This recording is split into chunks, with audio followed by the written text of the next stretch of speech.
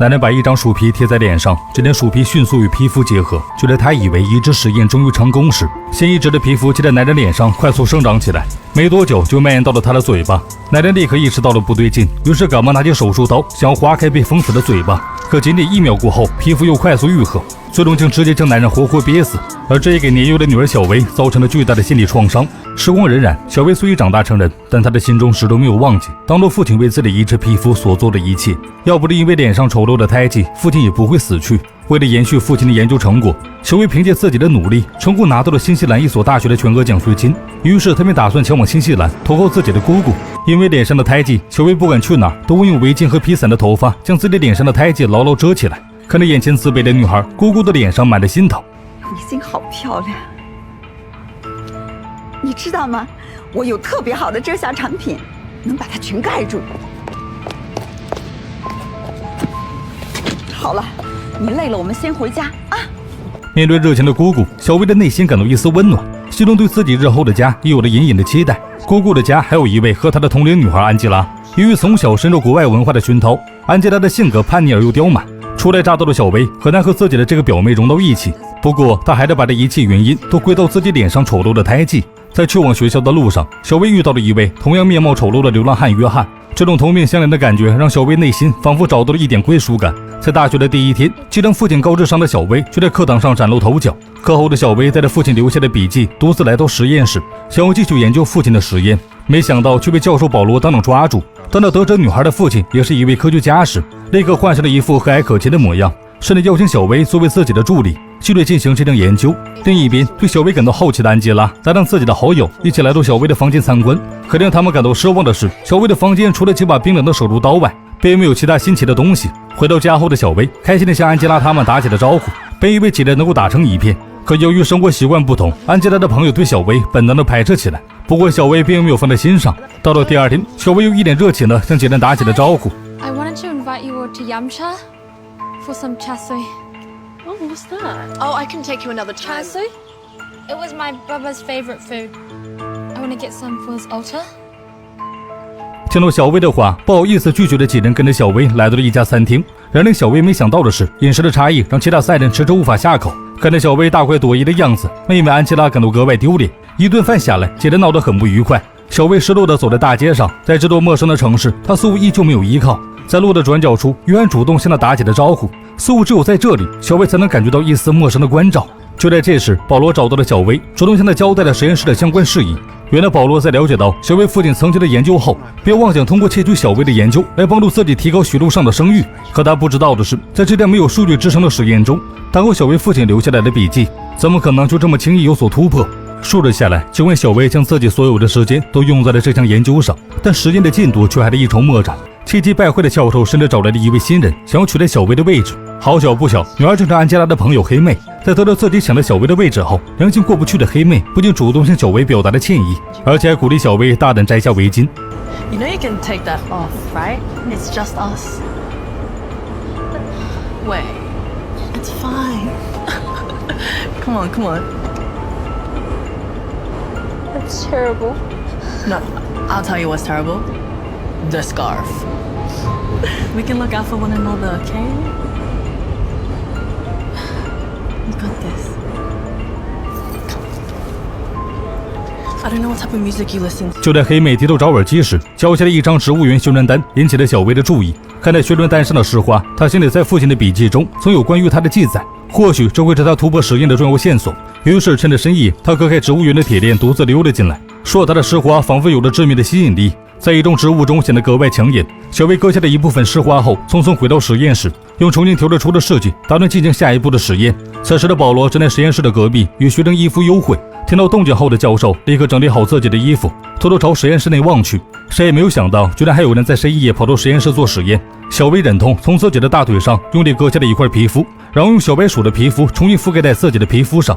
随着一管药剂的注射，惊人的一幕出现了。原本缺了一块的皮肤，随着正以肉眼可见的速度与鼠皮迅速融合。看到这震惊的一幕，保罗让伊夫待在这里，自己则上前查看起了实验成果。窗外的伊夫看着小薇袒露的大腿，以为两人之间又有什么不可告人的秘密，于是便偷偷拿起手机将这一幕拍了下来作为的证据。随后他一脸淡定地走了进来，以送小薇回家的名义打断了两人的讨论。随着匆匆离去的小薇丝毫不知道父亲的笔记本被落在了实验室内。看着两人离去的背影，保罗拿起手机将笔记上的内容一页页的拍了下来。另一边，刚准备回家的安吉拉收到了一张小薇和教授的照片，没想到平日里成绩优异的小薇竟然也是一个出卖身体的女人。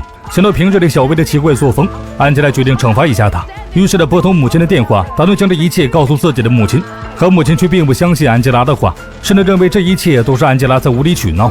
面对着母亲的责备，愤怒的安吉拉将一切怒火都撒在了小薇父亲的祭坛上。此时的义父将小薇拉到山顶，早已看不惯小薇的他，直接讽刺起了她的长相。 Look at you. You look ridiculous. No. Just trying to show Paul. Why don't you show me? You want to see? Oh, I'm kidding. Whatever. I don't want to see your granny panties. I just think you need to know this isn't how we do things here. We don't fuck our teachers for grades. You did. Actually, I've got to run now. But you'll be alright getting home, right? 义父走后，小薇捂着自己脸上的胎记，拼命的想要将它擦去。本以为在陌生的城市会有一个崭新的开始，可似乎只要胎记存在，他的人生永远都不可能重来。他默默咽下心中的委屈，独自回到了家中。可刚进门，他就发现自己父亲的祭坛被弄得一团糟，而罪魁祸首安吉拉非但没有选择道歉，反而继续挖苦起了小薇。随着最后一道心理防线崩溃，小薇和安吉拉两人扭打在了一起。慌乱中，小薇捡起地上的手术刀，狠狠朝安吉拉刺去。等小薇反应过来时，安吉拉已经没有了呼吸。为了掩盖自己犯下的错误，小薇将自己的希望全部寄托在了那只尸体身上。镜头一转，小薇已成功将安吉拉的脸皮融合到了自己的脸上。就在他惊喜地抚摸着这张新的脸皮时，楼下却传来了一阵汽车的引擎声。于是他赶忙来到安吉拉的房间，想要换上安吉拉的衣服，而姑妈却在这时推门而入。小薇赶忙装作一副平静的样子和姑妈交谈起来。好在有惊无险，姑妈并没有发现自己的女儿有丝毫的不对劲。为了不被人发现端倪，小薇开始从安吉拉的手机中模仿起了她的一举一动。到了第二天，小薇顶着安吉拉的身体来到学校，开始适应起了安吉拉的生活。在没有了脸上的胎记后，小薇第一次体会到了爱情的甜蜜以及友情的温暖。虽然这一切并不是她的身份，但是令她无比的激动。到了周末，小薇顶着安吉拉的身份与男友在山顶约会。就在两人想要深入交流时，男友却惊恐地发现自己女友的头上竟有一条可怕的伤疤。紧接着，一张沾满鲜血的脸皮掉落在了她的脸上。看着眼前满脸狰狞可怖的女孩，男友吓得连连后退，竟直接从山顶上掉了下去。看着一命呜呼的男孩，小薇害怕地回到了家中。她拿起那瓶粉色的药剂，在这注入到了自己的脸皮中，这才重新恢复了安吉拉的长相。就在他想要弄清楚自己的实验究竟是哪一步出现的问题时，这才猛然意识到父亲的笔记本似乎找不到了。于是他赶忙给保罗发送邮件，想要打听自己父亲的笔记本。可此时的保罗正现在从小薇手中拿走的笔记本，根本无暇顾及其他。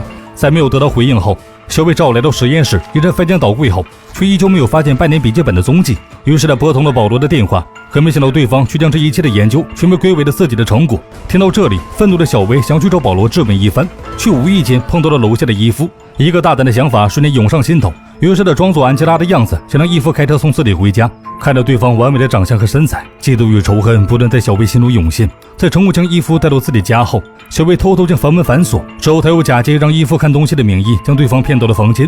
随着他的药效时间即将过去，脸上的伤疤隐隐露出。这时的伊夫终于意识到了不对劲，他飞快向门外跑去，可房门却早已被反锁。幸运的是，这几日安吉拉的房子还在装修，客厅的墙壁上已经被凿开了一个大洞。于是伊夫赶忙从客厅的洞中向外逃了出去。就在他以为自己即将要逃离小薇的魔爪时，却发现院子的大门不知何时已被反锁起来。其中生智的伊夫只好躲在了花园的池塘中。看着空无一人的院子，小薇将视线牢牢锁定在了花园的池塘中。她悄悄蹲在池塘的一旁，耐心观察起了水面的一举一动。看着水面荡起的波纹，小薇找准时间，一把将潜伏在水下的伊夫抓了上来，然后用手中的工具狠狠地刺向伊夫的头颅。没过一会儿，挣扎的伊夫就没有了动静。小薇这才满意的将伊夫拖了上来。随着一管药剂的注射，他再次拥有了一个崭新的身份。小薇戴上美瞳，染上了和伊夫同款颜色的金发，开始对着手机播放起了伊夫的一举一动。因为接下来他要顶替伊夫的身份去接着那个窃取他父亲成果的男人，同时为了报复这个曾经讽刺他长相的女人，小薇将伊夫的身份进行了肢解，而其中的一部分则能成为了狗的食物。记录伊夫手机中的照片，小薇以骚扰女学生为由，匿名向校长举报起了教授。果然在第二天一大早，身为教授的保罗就被人带走调查。他也趁机来到教授家中，想要找到父亲的笔记本，可还是一无所获。就在这时，保罗回到家中，他告诉伊夫自己决定主动辞职。原来在被校长谈话后，保罗深知自己的教学生涯很可能止步于此，于是他选择将精力全部放在了一只皮肤上，通过研究小薇父亲留下的笔记本，保罗已经掌握了初步的成果。只见他将手中的一管试剂滴下，两块毫不相干的皮肤竟飞速融合在了一起。看到这一幕后，兴奋的保罗决定提前庆祝一下，于是他打开酒柜的一个格子，将藏在里面的一袋粉末取出。却不想这一幕正好被假扮衣服的小薇看到。趁着保罗离开的功夫，小薇悄悄打开酒柜的一格，虽然里面并没有父亲的笔记本，但他就找到了保罗留下的那管试剂。看着镜子中自己隐隐露出的伤疤，小薇知道此地不宜久留，于是便以自己头痛为由离开。在小薇走后，察觉到不对劲的教授掀开酒柜的挡板查看，这才发现自己留下的那管试剂已经不翼而飞。随着回到家的小薇忍痛撕下衣服的脸皮，重新回到了原本的模样。如今的她已经走投无路，只能不断的隐藏自己犯罪的事实。就在这时，与小薇许久未联系的黑妹找到了安吉拉的家中。听到黑妹结结巴巴的话，小薇瞬间猜得出这是保罗想要通过黑妹透出自己身上的事迹。于是趁着黑妹转身，小薇拿起身旁的保鲜膜，直接将黑妹捂到窒息而死。与此同时，迟迟没有等到事迹消息的保罗决定亲自上门找小薇谈谈。他也帮助小薇离开作为交换，想要让她交出偷来的事迹。看到这个将父亲的研究当做自己成果的男人，小薇气急反笑。他别的设计就藏在冰箱中，却在男人一脸兴奋打开冰箱大门时，小薇突然拿起手中的工具，直接朝男人刺去。等到保罗才睁开双眼，胸前早已被人割开。看着一脸惊恐的保罗，小薇表示，既然他那么想要自己父亲的研究成果，那就将这份礼物送给他。说完，小薇就拿起一块皮肤贴在保罗的胸口上，紧接着用一管黄色的药剂朝保罗身上注射下去。在药物的作用下，保罗痛苦地挣扎起来。眼看大仇得报，小薇开心地唱起了歌。这个巨大的动静同样引起了邻居大妈的注意。就在他前来究竟发生何事时，却意外撞见这惊悚的一幕。看着吓得落荒而逃的邻居，小薇心中顿感不妙，还没来得及等他处理，周围就传来了一阵阵的警笛声。小薇赶忙朝门外跑去，可没跑几步就被警方发现了踪影。小薇连忙加快了脚步，想要躲避警方的追捕。这时他看到了在角落中的约翰，像是发现了救命稻草般。小薇请求约翰让自己躲在他的怀中，这才逃过了一劫。只是还没来得及等他高兴，他便惊恐地发现身体已经被沾染上了那只粉色的药剂。下一秒，在试剂的作用下，两人的皮肤开始迅速地融合起来。影片的最后，与约翰皮肤融为一体的小薇取代了约翰，成为了一个彻头彻尾的怪物。或许此时的小薇已经明白，因为自己的一时逃避和贪念，才酿下了这样的大祸。容貌的焦虑让他敏感而又自卑，感受不到外界的一丝光亮。他渴望获得友情、爱情和亲情，可那些东西似乎永远不属于他。当尝到美貌带给他的甜头后，他疯狂地想要获取更多的东西，可他就忘记欲念太深的人反而会被蒙蔽双眼，违背自己的初心，最终牵手将自己推向万劫不复之地。